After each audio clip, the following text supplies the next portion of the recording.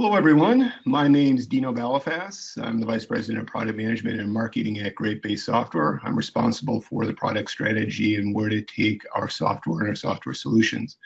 Today, we're going to be talking about how medical devices risk patient safety and security. When we look at healthcare devices, we see one thing that's very prevalent. They're growing rapidly. If we look at Gartner, they're talking about IoT devices in general will be 3 times as many as traditional servers and laptops by 2020. And inside hospital environments, that's even larger. About 300 to 400% of medical devices today are non-traditional laptops, servers, printers. And why is that important?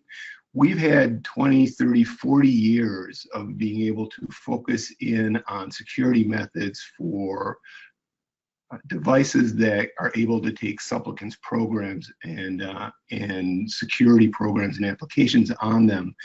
IoT devices tend not to be that way. They tend to be more closed systems. And in this environment where it's growing rapidly, there is less sophistication in terms of what can be loaded on in terms of security type applications, and therefore they pose a greater risk. Inside hospital organizations, we see as many as 15 to 17 or even more devices per bed. So the larger the organization, the more prevalent this type of risk is within the environment. Throw on top of that the rapid consolidation in the healthcare environments through M&A and mergers, which brings in new processes and disparate processes and new types of devices and unknown devices into an environment. It just adds more and more complexity. So getting a handle around understanding what's going on from a device standpoint is very, very important. And we're going to talk about that more in subsequent slides. Let's talk a little bit about, though, the scope of the problem first. If you recall last summer, there were a number of ransomware attacks that occurred. And one of the interesting stats that came out of that was during some of these attacks, when the organizations were asked what level of harm happened within the organization, they didn't know. They didn't understand the scope or the depth of the problem. And then another interesting statistic is 45% of healthcare type organizations don't have preventative steps established for how to handle cyber attacks. So not knowing what's going on and not having formal ways of addressing them is a big problem. It's something I see that's getting better, a lot more focused today. Hopefully this presentation will help close that gap more, but it's still a very big vulnerability going on in the industry today. And then lastly, let's take a look a little bit at the risk. Why is this important? Well, there's certainly a patient safety aspect of that. Overtaking an infusion pump, for example, and changing the dosage, it could be catastrophic for a patient. There are also some significant revenue risks as well. Pennoman did a study last year and talked about the industries that had the most impact from a known attack within an enterprise. Worst was financial organizations, but a very, very close second were healthcare organizations. They're really centered around trust. Another stat is 63% of customers find it most important that their healthcare information is secure. It's a huge percentage, and it's one of the reasons why if a breach happens, it undermines the trust of the organization, and people can shop and look elsewhere and do. The churn value, meaning the loss of revenue in a healthcare organization that's had a breach, averages at 5.5%. That's a significant drop in revenue if you're a $100 million organization, $500 million organization, et cetera. Big chunk of lost revenue. One of the reasons why healthcare and financial organizations are focused in on, from a cyber standpoint, centers around value in terms of getting data.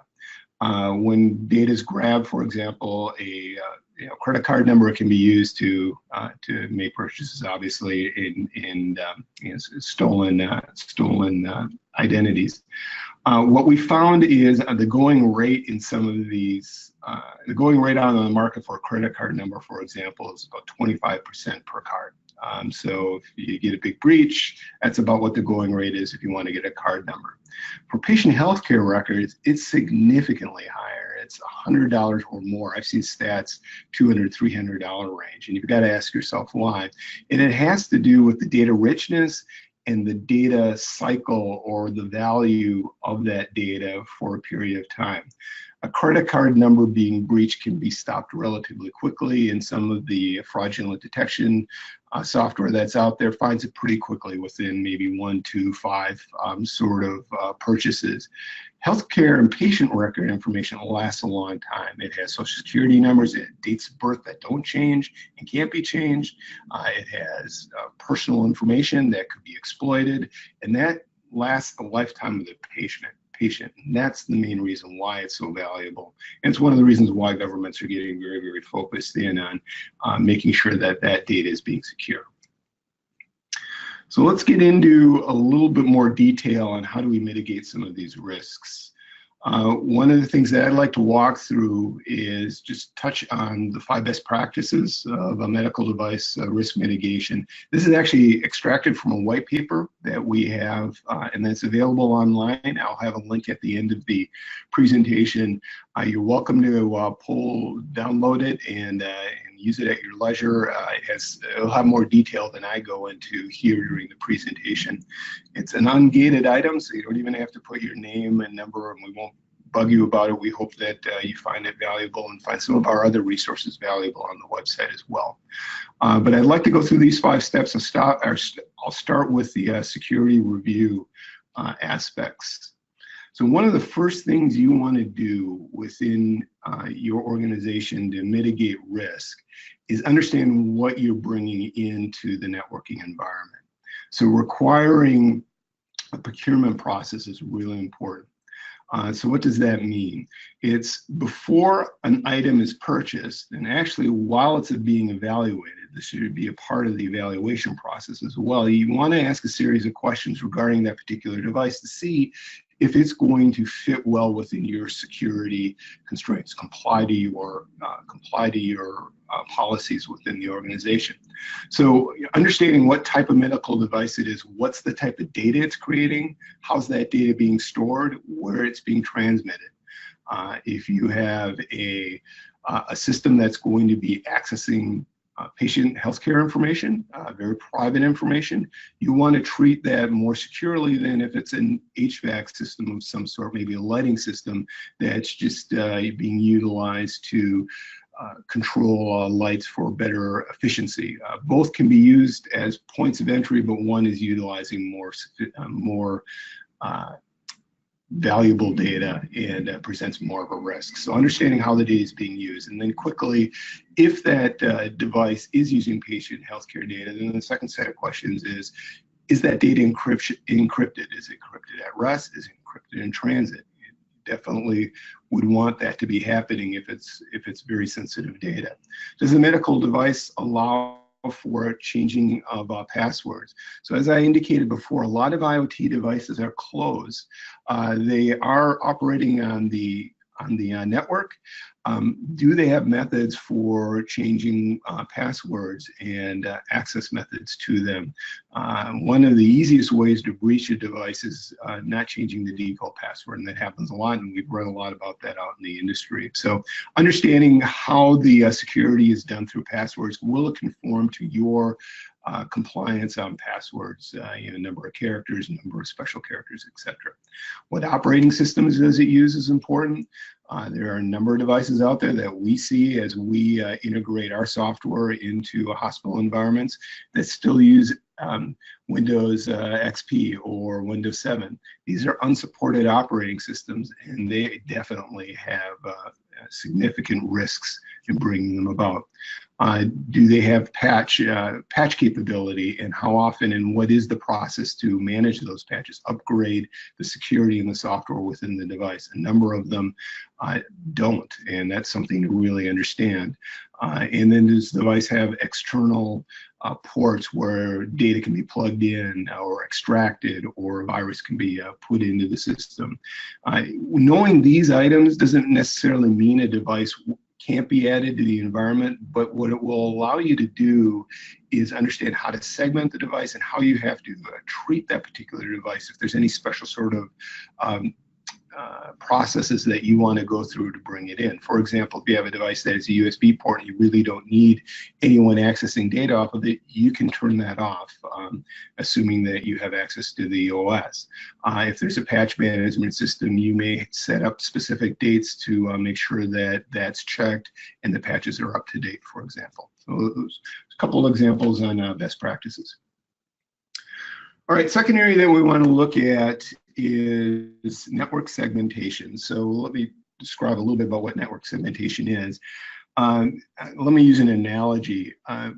Most houses have a front and back door and they have locks. And then if you're able to get through the front door and you're in the house, if you have no other rooms with doors with locks in it, that's a pretty open environment. The thief, the intruder just needs to break through one lock, get in the house, and then they have full reign of the house. They can go anywhere they want. They can go and get your stereo. They can grab something from your safe, etc. The idea of network segmentation is to make that more difficult, make it more steps for if a intruder comes in, that they only get access to a portion of the information within your environment. A more technical term is reducing the attack surface of the environment. So think of it as having multiple rooms within a locked house, but then those having doors and locks on them. So even if a intruder got in, they'd have to go through a second lock or a second mechanism to get into the the living room to get the stereo system, for example. So this is a real important practice in terms of reducing your overall attack surface and mitigating risk within the organization. There's a lot of talk about this, a lot of microsegmentation, and you can certainly take this too far because you are logically dividing up your network into pieces, and it can make it more difficult to access data. So you have to be cognizant of it. So some of the best practices here is you want to look at segmentation first from a data sensitivity area. If you have PHI data that's being stored at rest and certain systems that access it, you want to take you want to lock that away from HVAC systems and other types of systems that don't access that type of data. You want to keep those separated, for one. Secondly is, now you know those systems are more sensitive, so you'll put more control and more visibility and monitoring capability on those systems to make sure that if something happened, you react quickly to a breach or an incident. Location's a good way of doing it as well. That might be contained to, if you're a big hospital, it might be everything on one floor or within one clinical practice, or it might be physical location. This is our building in the UK, this is our building in Hong Kong, etc. And then lastly, group-like resources. So HVAC systems, thermostat systems, things like that might be considered one group. You segment those devices into their own network, and then the data-sensitive items, as I described earlier, in another one. So it's an important practice, important best practice in terms of reducing the attack plane and then giving you a better understanding of what's most at risk and what do you have to pay attention to the most within your environment. Third area is around identifying all the devices in the network. And this gets into understanding everything that's touching the network. And I'll talk a little bit more about that. But when we talk about identifying all the medical devices, we use a term called profiling. So every device that's coming into the network is, what is its profile? What is it? What do we know about this device that's coming on, and what have we stored about this device in the history so that we know that it's safe and we're confident about its origin and what it is, or maybe it's a new device that's coming in and we're less confident on it. So the whole idea is understanding everything on the network and then building to what level of confidence we have through the attributes you're able to collect in the particular device. Not only knowing what type of device it is, but who the manufacturer is, what type of usage it has, where it's connecting to, its behavior characteristics, manufacture date, things like that. All that provide a really rich understanding of what a particular device is on the network. It builds up our confidence. Most importantly, we can use that data to understand its current behavior versus its past behavior. We'll talk about that in a moment. And fourth is around onboarding medical devices securely. So having a process for this. So as I indicated before, traditional systems, oftentimes known as network access control systems, NAC systems, still in place, still very valuable and important. They were built mostly around servers, printers, etc., things that could contain supplicants, programs loaded on them. So think virus detection software. A number of the IoT devices don't have that capability, so you have to use non-traditional methods to authenticate them. So MAC authentication bypass is one method of doing that. This is a different method of identifying and authorizing a particular device to come on the network. The profiling aspect is also an important method for IoT devices. If you've seen this device at this port before and you understand that it's like every other device of that type, so it's an infusion pump from Philips, it has this operating system, it's been on the network before, and it has these types of usage patterns, you feel more comfortable about it than if it's a abnormal device.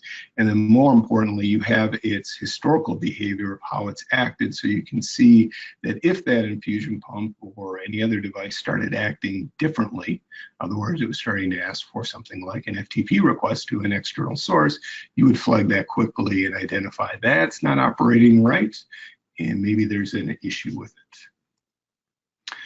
Last item is monitoring all device behavior, and I stole a little bit of my thunder on the last slide regarding this. Once you're understanding how devices are connecting in real time internally, and you're going through an authorization method, you're able to detect unauthorized or rogue devices. An unauthorized device might be, I saw this once in an environment where someone wanted to make it a little easier for them to access the system, so they put their own access point, basically a Wi-Fi on the network. Of course, that wasn't to the corporate standards, and it's a huge potential doorway into the organization. That would be an unauthorized device. Does it meet compliance standards? Flagging that, warning somebody, or maybe even shutting it down would be important. Identifying duplicate MAC events. So a lot of times what a hacker will do is they'll pretend they're a device, an infusion pump or a printer, but then they'll use the address and the identity to do other things like ask for copies of data, move things around, start pulling things out. And that would be caught during the abnormal behavior. Printers don't do that, infusion pumps don't do that. Hackers who are pretending they are do things like that. So seeing spoofing attempts and things like that are important from a behavior standpoint, and those can be detected with the right levels of software. Automating responses, or at least the escalation process. A lot of breaches are, when you look back at the log data, you can see things going on. The problem is that they don't get filtered up quickly, or maybe not have a automated response. So this would be the, once something's detected, what do you do with it? Oftentimes people don't want to kick every device out, especially in a hospital type environment where patient care is of the utmost importance, but maybe you want to stop it from transferring data outside the hospital. So limit its access to data movement until you figure out what it is and why the threat, what is the type of threat that's going on. Or maybe you're just warning the security people so that they can take a look at it in more detail and see if it's normal usage and start asking some questions about it. So automated response allows for more speedy remediation of what's going on. And one of the stats that I think is really interesting is from a breach happening to a breach being detected, I've seen figures as high as 190 days and as low as 101, I think, in terms of average. That's 3 to 6 months of someone going through your environment and pulling data out and using it nefariously. Long time for between a breach and being able to handle the breach. All right, let's go into how endpoint visibility enables medical device profiling. I want to drill into that in a little bit more detail because this is really the foundational step as we talked about earlier, and I'll get into a little bit more detail here. So a number of very trusted sources that focus every day on providing details on how to be secure. The NIST standards, for example, one that I like is the Center for Internet Security. It has its top 20 list. The number one thing is understanding what items, what assets, what devices you have out there and what they are. That's the foundational element. It has really two benefits. One is from a security standpoint. One is also from an operational standpoint. Inside a healthcare organization, you have a lot of expensive devices that are moving around, and frequently they can get lost, so to speak, tucked away in a corner and not being utilized. Understanding what's on the environment, out on the network, and in the environment, and accessing the environment, and then comparing that to an inventory list can give you an understanding whether you're utilizing your devices efficiently or not. If you're supposed to have 60 infusion pumps and you only have 55 that are ever logged on at any time or over a period of time, 5 are missing. You can start taking a look at where were they last seen, and are they broken? Do they just need to be upgraded? What's happened to them, etc. So two important aspects.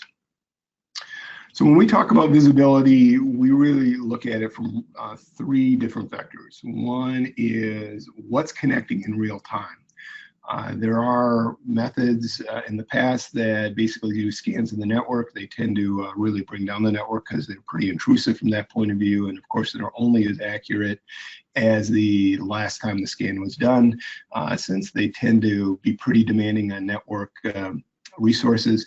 They're not done very often because it brings everything down in terms of performance. So connection in real time is really the only way to do it. What's connecting now, and how much do I trust this particular device coming in? Second is knowing the physical locations. As I was describing earlier about the infusion pumps and you only seeing 55 versus 60, where are the other 5? Where was the last time it connected to? So location data is important. If you have an issue with a particular device, being able to go and find it and see what's going on is also important. So location, important aspect. And lastly, how the device is behaving is an important element to visibility. And this is really getting into understanding and trusting the particular device. So I know a device connected. I'm taking a look at its profile and understanding what it says it is. Now, is it behaving the way that particular device should behave? And if it is, I feel much more comfortable with it than if it's not. So device attributes is absolutely the key to understanding an endpoint. So what are attributes? It's the data you can collect about the device. This can be done through a number of methods.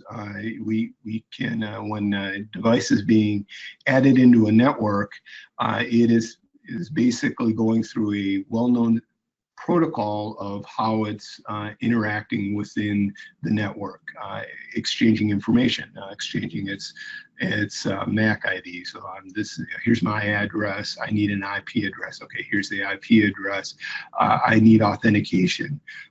These data exchanges have information that can be extracted to build an understanding of what the particular device is. So device attributes help teams understand what's the device on the network, how it's behaving and how it should behave, and where it's communicating, what it's communicating with. And that's an important aspect from a behavior standpoint and tracking down if data is leaving your organization.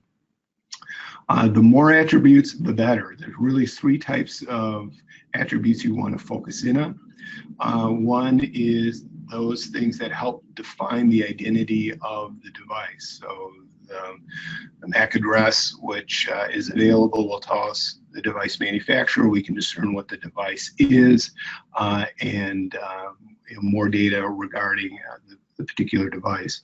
How it's behaving, real-time and historical physical location data, source and destination connection data. So this device always is connecting to these other devices, is important from a historical standpoint. Now you get an understanding of its typical modus of operandi, and then when it skews from that, you can react to that from a behavior standpoint. Usage data, what data is accessing? If it's accessing PHI data, that should be more of a concern. That's when you want to maybe look at segmenting, but it's important to know what type of information that is, and then who owns the device within the organization from a behavior standpoint. So when it's misbehaving in a large organization, you're usually going to go to the group. So in a clinical engineering type environment, you might call the clinical engineer responsible for that, even though the security people on the IT staff found the anomaly. Important communication between the two groups.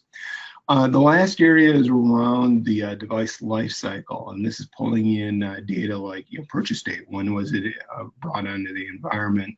When was it deployed? Information. What's its maintenance windows? How often are you getting those patches in? When was the last time we saw it in service? How often is it in service? These are important aspects to understand the device as well. Pulling all these together builds confidence in terms of what the particular device is, how it should act, and therefore when malicious behavior starts happening, you're able to identify it very quickly and shorten that 190 days, maybe down into hours or even minutes in terms of detecting a breach. Lastly, a few best practices is a little bit more of a smorgasbord, but a few items that probably should go through in terms of securing an environment that would be appropriate for this discussion today. Policies and procedures, this is really important, and I didn't mention this earlier, but I'll mention it here. One of the stats that's scary is in terms of HDO type organizations, only 51%, so that's almost half, don't have an action plan on what to happen if something goes wrong, if a threat is detected or a ransomware attack occurs or something's going on.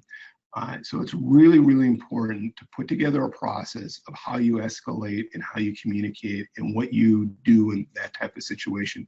Minutes can be very, very valuable in terms of stopping the spread and mitigating the loss of data. So training your staff on what those standards are and implementing those and implementing escalation and remediation policies are really, really important. And like I said, half of the organizations out there don't have those, don't even have the most basic plans put in place. Remote access to devices. If the device doesn't need to access things remotely, and we were talking about like the USB ports, turn them off. If they don't need access to FTP, which is a way of moving data around, file transfer protocol, or Telnet, a way of logging into it, turn those off. You can turn off those ports within those devices, and then those types of communications can't occur, and that limits the tools that a hacker has to be able to start extracting if they were able to breach a particular endpoint. Segmenting the environment, segmenting the devices, we talked about that in detail. I won't go through that. Other areas to look at are communication ports. One typical attack threshold is the things that promote security is one of the first things a hacker will go into to turn off so that they're able to go in and extract more data. So it's your secure shell, SSH. Are those ports still open, or have they been turned off by the hacker? If they're turned off, that's a pretty good indicator something nefarious is going on. So that might be the first place you look when something's going on. And then lastly, and can't stress this enough, if a device can be patched, you want to maintain the patch levels as soon as possible within the particular environment. So patch, real important. It can occur on all IoT devices, so you need other methods to take a look and mitigate risk with those devices. But certainly the ones that can support that, that's important best practice. So just point out a few additional resources. As I indicated, we've got a toolkit that you might find interesting. The white paper that I referenced earlier is available to you, or if you'd like to contact us, obviously through email or phone number, those items are there for your leisure or in use. With that, I'd like to thank you all for your time and attention.